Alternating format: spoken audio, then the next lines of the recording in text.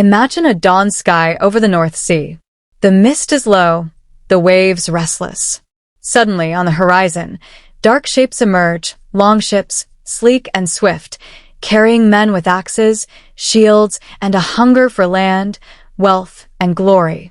This was the sight that struck terror into the hearts of the Anglo-Saxons, a sight that would change the course of Britain's history forever. This is the story of the Viking invasions of England, a saga of blood and fire, conquest and resistance, legends and truths. From the first shocking raids on holy places, to the battles that shook kingdoms and the myths that still endure today, the Viking Age carved itself into the very soul of Britain. Welcome to Legends of Britain. To understand the Viking invasions, we must first travel north, far beyond the green fields of England, across the stormy seas, into the lands of Scandinavia. The people we now call the Vikings came from modern-day Norway, Denmark, and Sweden. They were farmers, traders, craftsmen, but above all, seafarers. Their ships were works of genius, long, narrow, and strong, able to slice through the ocean and glide up shallow rivers alike. With such vessels, they could reach almost any shore in Europe. But what drove them to England? Historians speak of many reasons: population pressures in Scandinavia, the lure of rich lands and monasteries in Britain, or perhaps simply the Viking spirit of adventure. To the Anglo-Saxons, however, they seemed like demons from another world. One legend tells of the year 793, when the Vikings struck Lindisfarne, a holy island in Northumbria. They stormed the monastery, killed monks, and looted its treasures. It was said to be God's punishment on the English people, a sign of dark times ahead. For the Anglo-Saxons, it was not just an attack on a monastery, it was an attack on their faith, their way of life, and their very sense of security. The Viking Age in England had begun. After Lindisfarne, the raids spread like wildfire. Monasteries, towns, and villages across the coasts of England and Ireland became easy prey.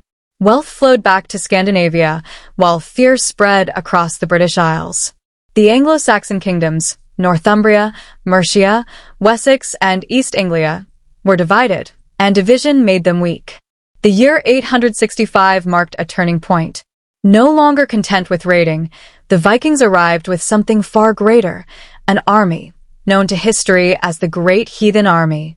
Thousands strong, it landed in East Anglia and marched across England, intent not just on plunder, but on conquest. Led by legendary figures like Ivar the Boneless, Halfdan Ragnarsson, and Ubba, sons of the fabled Ragnar Lothbrok, the army swept through the land. Northumbria fell. East Anglia fell. Mercia fell. The Anglo-Saxons faced the greatest crisis in their history. But one kingdom refused to be crushed, Wessex. And one man rose to lead it, Alfred. History would remember him as Alfred the Great. The clash between Alfred and the Vikings became the defining struggle of the Viking invasions. In 878, Alfred faced disaster. At Chippenham, a surprise Viking attack forced him to flee into the marshes of Somerset. For months, he lived in hiding, gathering what forces he could. The Anglo-Saxon Chronicle tells us that his kingdom seemed on the brink of collapse. But Alfred did not surrender. From the marshes, he rallied his people, and when spring came, he struck back. At the Battle of Edington, Alfred's forces met the Viking army in a decisive clash. With courage, strategy, and determination, the Anglo-Saxons won. The Viking leader Guthrum was forced to accept baptism, and a fragile peace was made. Yet England was divided, with Wessex holding the south and the Vikings controlling a vast region in the north and east, known as the Danelaw. It was a kingdom divided by sword and shield, yet it was also the birth of something new, an England forged in conflict.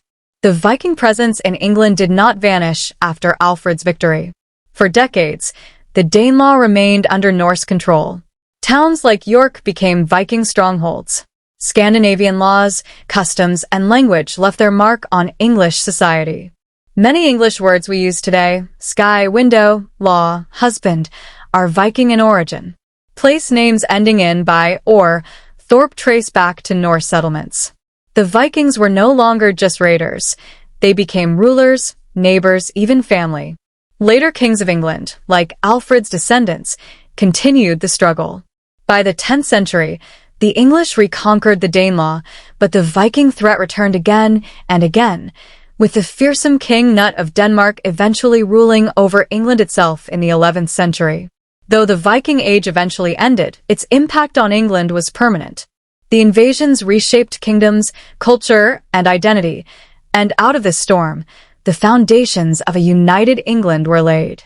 The Vikings are surrounded by myth. Popular culture paints them as horn-helmeted barbarians, wild and savage. Yet the truth is more complex. They did not wear horned helmets. That was a later invention. They were not mindless killers. They were skilled traders, explorers, and settlers. Archaeological finds reveal Viking women held significant roles, and their artistry in jewelry and wood carving was extraordinary. Still, the legends endure, of Ragnar Lothbrok, of shield maidens, of dragons and prophecies. These stories blur the line between myth and history, but together they shape how we remember the Viking Age. For England, the myth and the reality were equally powerful. To the Anglo-Saxons, the Vikings were both a terror and a catalyst, an enemy that forced them to unite, to adapt, and to survive. The Viking invasions were more than battles and bloodshed. They were the crucible in which England was forged.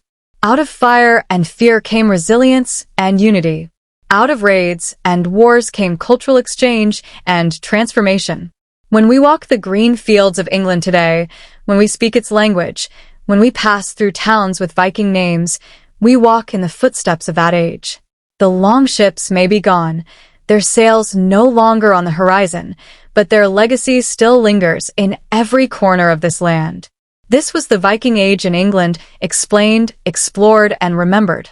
If you enjoyed this journey into Britain's legendary past, don't forget to like, share, comment, and subscribe to Legends of Britain.